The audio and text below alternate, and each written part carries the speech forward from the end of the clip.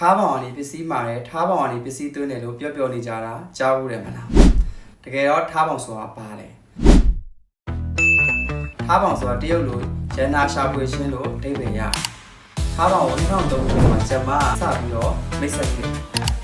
ရန်နာရှာဖွေရှင်းဆိုတဲ့နေနဲ့လာအောင်တကယ်ကိုဈေးတန်တဲ့ပစ္စည်းတွေကိုသူ့ဖို့ရှာဖွေရရှိနိုင်တဲ့နေရာတစ်ခုဖြစ်တယ်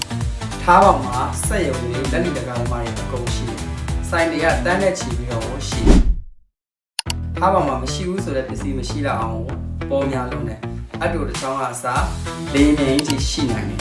ဖက်ရှင်ပစ္စည်းတွေလည်းရှိတယ်အလားကုန်ပစ္စည်းတွေလည်းရှိတယ်ပြီးတော့ဈေးရန်တန်တယ်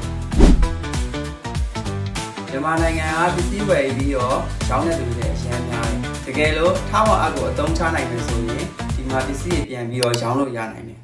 ထားပေါင်အပ်ကိုအသုံးပြုတတ်သွားပြီဆိုရင်သူများရဲ့ထက်အများကြီးအားသာသွားနိုင်တယ်ပြီးတော့ကိုယ်ပိုင်လုပ်ငန်းတစ်ခုစဖို့ဆိုတာလည်းအများကြီးပူသွားမယ်